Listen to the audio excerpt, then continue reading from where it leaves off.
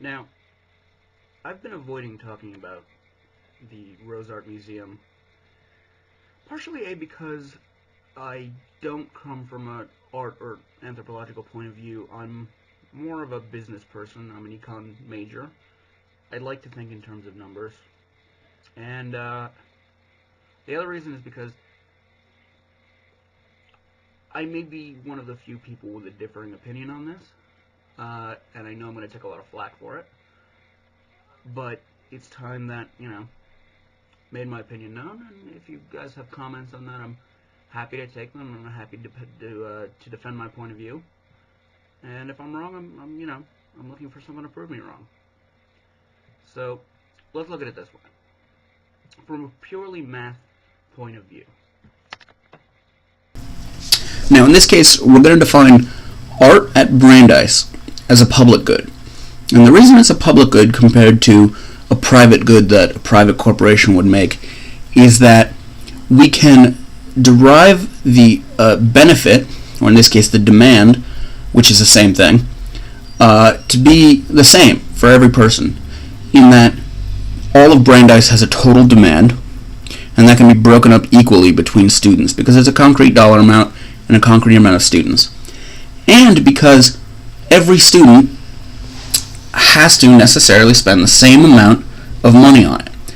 And in this case, I know that it comes out of the endowment, it's not necessarily a tuition kind of thing, but part of that is that, every dollar spent on buying and maintaining the art is a dollar less that we can spend on something else, so that it's essentially the same as spending money on the art from the student's tuition. And the reason that they have to all spend the same amount is because, the university spends a concrete amount and it's split up equally between everybody. So we say that the social marginal benefit, which is to say that the total benefit that everyone in the university gets from one added unit of art, and we're going to break it down into discrete units. We can call that dollars, you can call it paintings, I think it's easier to think of it in dollars, has to equal the social marginal cost, also in dollars if we're going to think of it that way, which is the cost of one added unit of art for the university. And the reason that we equal amount is because that's the most socially maximizing benefit level for everybody. And I realize not everybody values their art the same way, but when you average it out over the course of everybody, add them all together, that's where you get SMB equals SMC.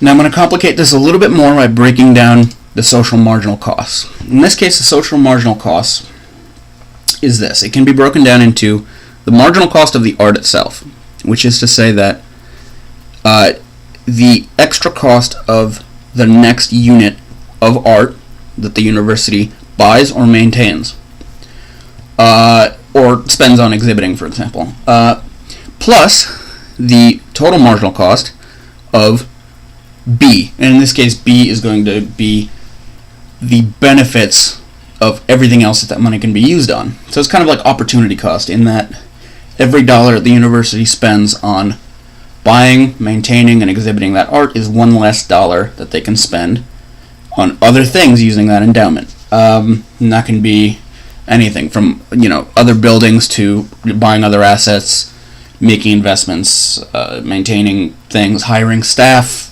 anything that they would use their endowment on. So together, those two equal the social marginal cost, which also equal the social marginal benefit of the art.